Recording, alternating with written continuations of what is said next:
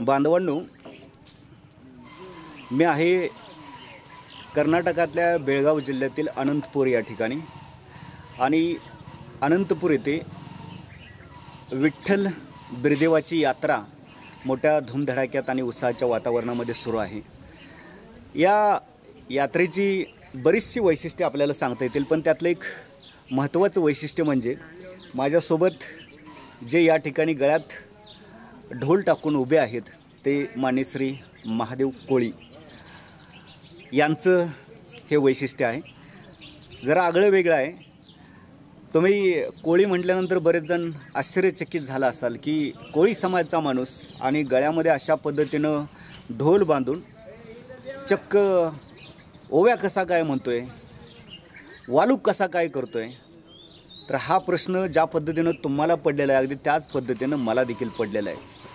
त्यामुळे एखाद्या धनगर समाजाच्या माणसानं गळ्यात ढोल बांधला आणि ढोल वाजवला तर त्यामध्ये आश्चर्य वाटण्यासारखं काही नाही आहे, किंवा त्यानं जर अतिशय चांगल्या ओव्या सुमधुर ओव्या सादर केल्या तर त्यामध्ये आश्चर्य वाटण्यासारखं काही नाही आहे। परंतु कोळी समाजात जन्माला येऊन देखील आपल्या धनगर समाज बांधवांच्या बरोबरीनं ओव्या सादर करणारा माणूस तसा दुर्मिळच म्हणावा लागेल। आणि त्यामुळेच मी आपल्या सर्वांच्या वतीनं माननीय महादेव कोळी यांच्याशी या ठिकाणी बोलणार आहे, चर्चा करणार आहे। मी सर्वप्रथम त्यांना आपल्या सर्वांच्या वतीने या ठिकाणी धन्यवाद देतो। कोळी साहेब, मी तुमचं आमच्या महाराष्ट्रातल्या सकल समाज बांधवांच्या वतीने या ठिकाणी अभिनंदन करतो। तुम्ही ही धनगरी परंपरा जी आहे ती पुढे नेत आहे। एकंदरीतच तुमच्याविषयी सविस्तर माहिती आपल्या सर्व दर्शकांना पाहिजे आहे, समाज बांधवांना पाहिजे आहे, विठ्ठल बिरदेवाच्या भाविभक्तांना पाहिजे आहे। काय सांगाल, तुमचं मूळ गाव कोणतं, कशा पद्धतीनं तुमचा हा प्रवास सुरू आहे ते सांगा जरा। हॅलो, बोला।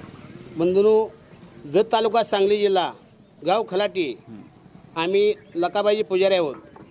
श्री महादेव गणू कोळी। आम्ही देवाची पुजारी असताना कुठल्याही वालगात जाऊ शकतो, आम्ही कुठेही वालू करू शकतो, कुठल्या प्रत्येक गावात आम्ही जाऊ शकतो। आणि ह्या वालगात तर मनावासे तर एक 15 वर्ष झाले, पण माझा मान आहे तर वालग्यासाठी फरांडे बाबाला आणण्यासाठी। म्हणून बापू मारुती धुरवडे शेठ यांनी 15 वर्ष आम्हाला वाटी देऊन 15 वर्ष आपण इथं हजर असतो या। आणि आपण फरांडे बाबांना बी खेळतो या। फरांडे बाबा पायी चालत येतात, इथं मुक्काम राहतात रेणुका या मंदिराला।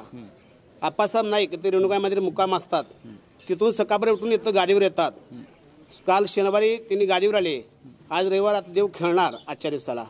तरी आम्ही आमचं